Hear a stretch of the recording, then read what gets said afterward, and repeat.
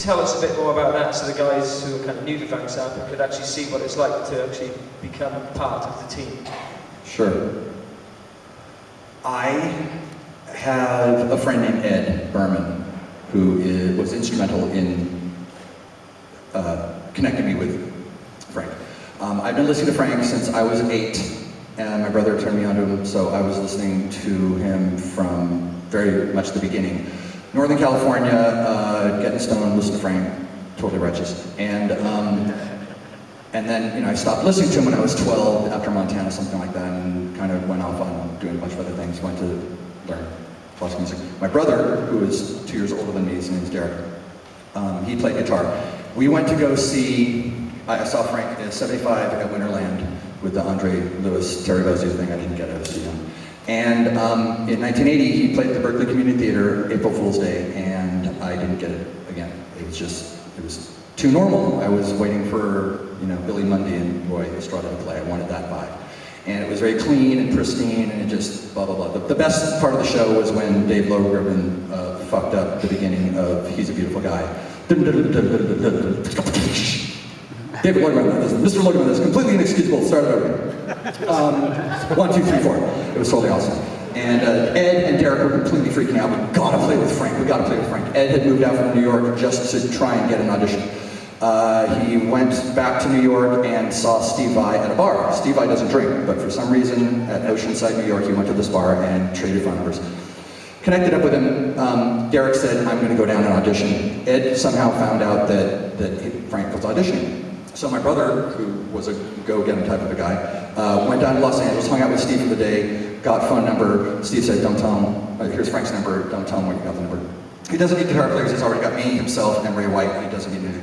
My brother wouldn't fit in anyway, but he didn't know that at the time. So he called up Frank. Frank said, I'm sorry, I really don't need any guitar players. I need bass player and drummer. My brother said, my brother plays bass. And Frank said, can you read music? He said, yeah, we went to college in Marin, we learned how to read music. He goes, is he fantastic?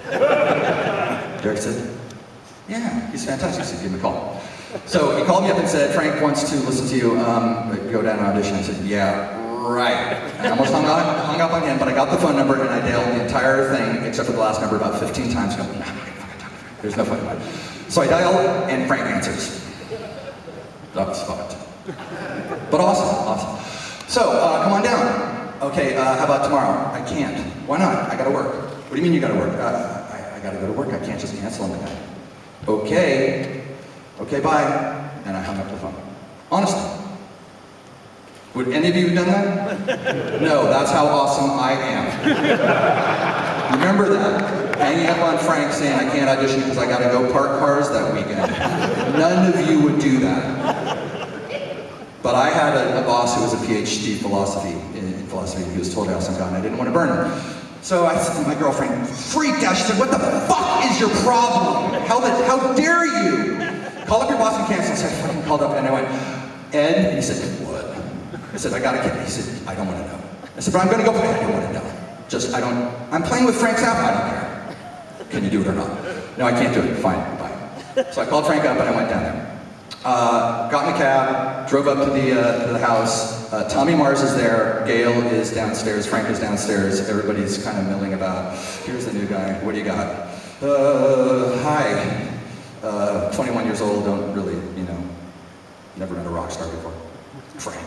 And he said, what do you got? I said, I don't know, what do you want to do? And he said, let's record, let's jam. So I played with Tommy Mars and he's playing his keyboard. And I jammed along with him. He goes, oh, pretty good, you're good enough to record. I said, awesome, let's record. So we had this drum machine and I played along to it. The song ended up being Cocaine Decisions. Ended up being put out on record. So I played on this thing and I got paid and I still have the check. And my bass was not tuned correctly. It hadn't been intonated, so he sat there for 15 minutes intonating my bass for me, which anybody who knows what intonating is, tell the other people who don't. And then I played and I sang. The only song I knew was a Buzzcock song, because I was in a punk band with my brother, Paradise. And I taught the chords to Tommy Mars, so he's playing it on the Fender Rhodes. It was pretty funny. And then I went home, and he said, come on down next week and spend 4 days learning this music. And the clarinet piece that he talked about is called Mo and Herb's Vacation. And there's a bass part, but the bass part was a transcription of the clarinet line. There's a lot of similar things. And so it's very complicated classical music, quintuplets going over time changes and tempo changes really, really hard. So over 5 days, I sat in a hotel room and I learned all of these pieces. I learned about 10 or 15 of these hard classical pieces that we ended up doing in the 1984 band and never doing. And at the very end, I went in and there were 2 other bass players there, and he made us all do Mo and Herb's Vacation in front of each other. And I was the 3rd guy. So I kind of went, I guess I can do this. And I did it, and then he made me do it faster, and then he changed the drum machine so that there was no tempo. So it was just a free form, whatever you want to call it, arrhythmic, a-tempo music, and I had to play the exact same thing, so he conducted while I did it. And I finished, and I went home, and he said, I'll call you Sunday, and he didn't.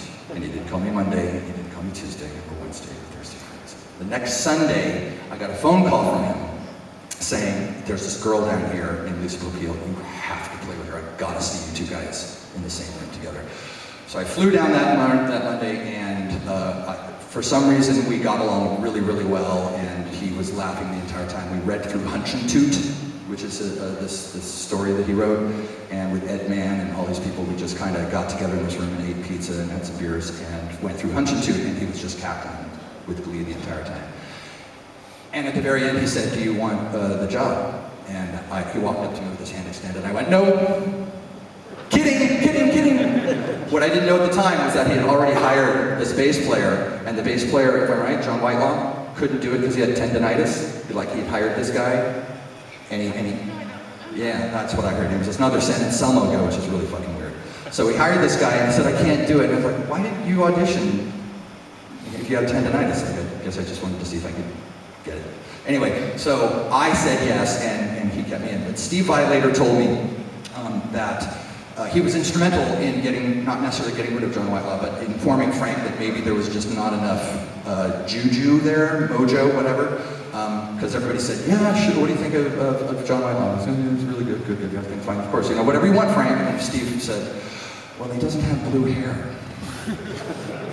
So internally, I had blue hair. That's how that turned out.